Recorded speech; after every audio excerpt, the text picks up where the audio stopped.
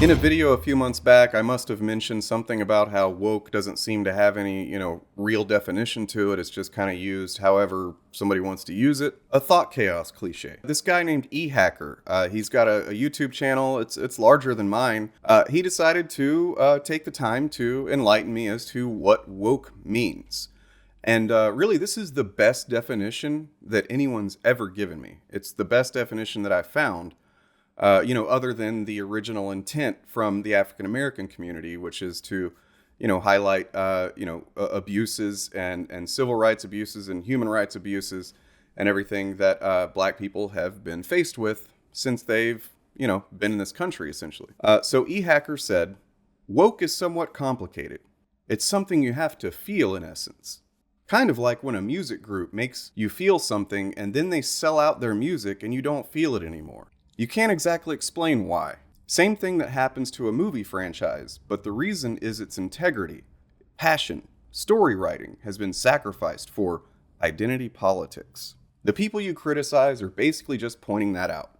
If you never felt something for the franchise, you might not be able to sense the wokeness. So let's go through his comment and, bit by bit, I'll explain why this is really stupid and also condescending. Okay, woke is somewhat complicated. That doesn't tell us anything. That's just a more obfuscation, honestly. And not only that, it estranges the term, the way he means it, from its original intention within the African American community, right? Which was to identify ways that the African American community has been, targeted, that had their civil rights and human rights abused and violated and neglected and so on. That's what woke was originally about. So therefore, he's already using it in a new, different way that wasn't originally the intention, okay? It's something you have to feel in essence.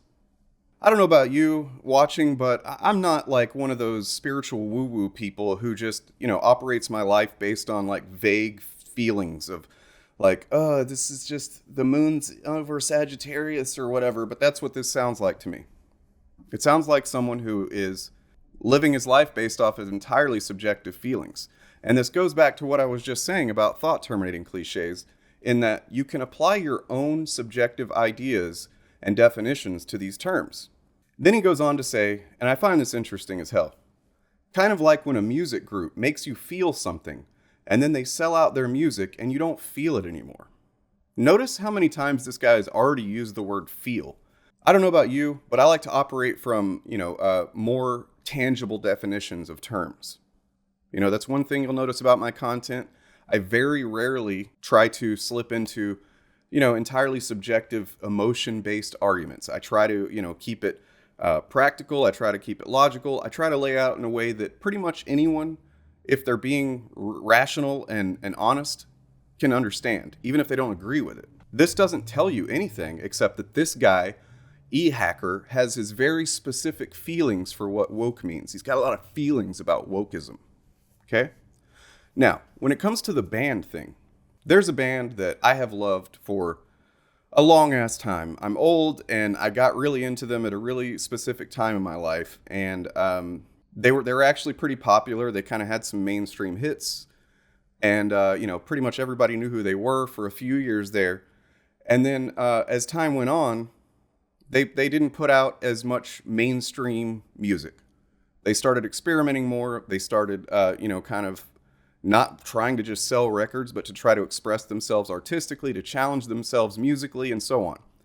I have been on that ride ever since. There's been several times that they've put out an album, and it was not what I was expecting at all. But being a person with an open mind who's willing to try new experiences, in fact, I don't want to have the same musical experience over and over again. But a lot of my friends who used to like that band started telling me that, oh, they sold out and they're not good anymore. They suck now or whatever. These are all subjective things based on their personal subjective experiences and feelings and expectations. Just like what this guy is saying. Selling out is just something people like to say. It also means nothing, just like woke. So this guy is not even, he's building his definition of woke off of another thing that is also subjective and also has no set definition. And it's all based on his feelings, okay? You can't exactly explain why, he says. Well, you should be able to, buddy.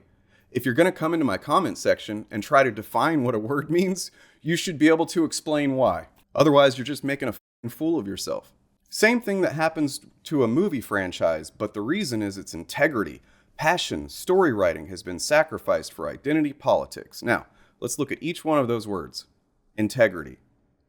What does that mean?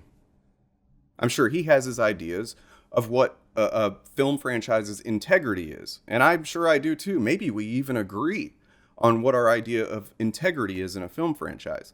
That doesn't mean that it's universal. It definitely doesn't mean that it's objective. Okay, so once again, he's operating from his feelings. Passion.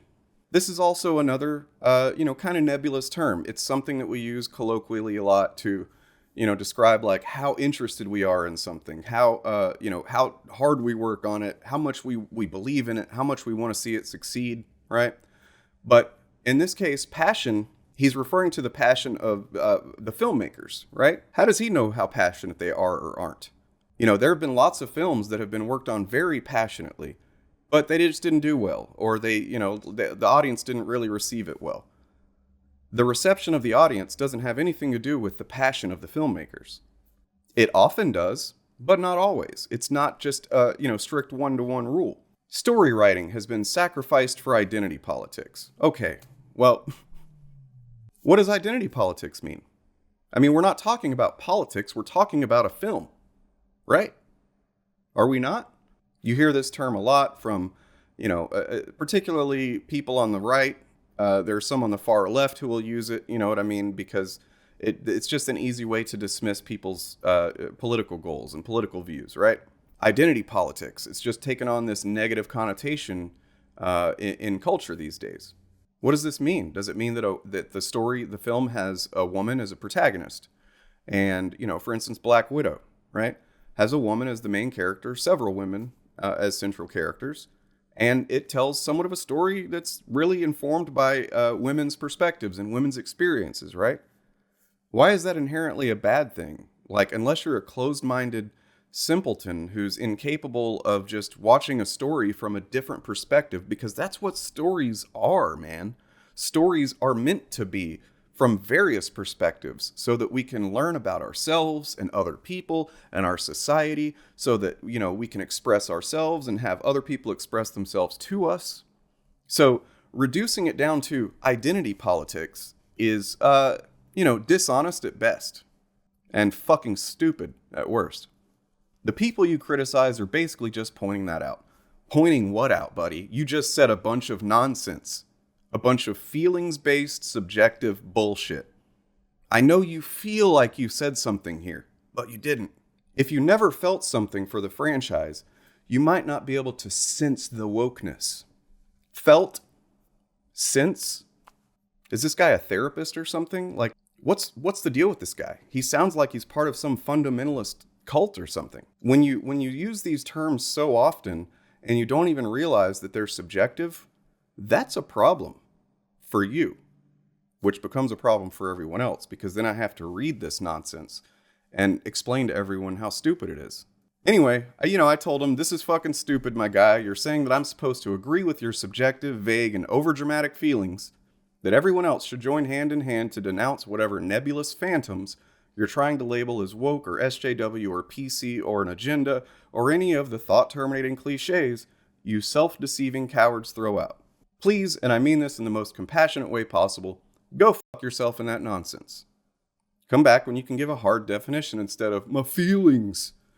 And of course, he took that opportunity, to respond later on like, oh, well, you just had a emotional breakdown or something. You just proved how leftists are all emotional and It's like, for one thing, he used the word feel, feelings, and sense several times in his comment, trying to define woke.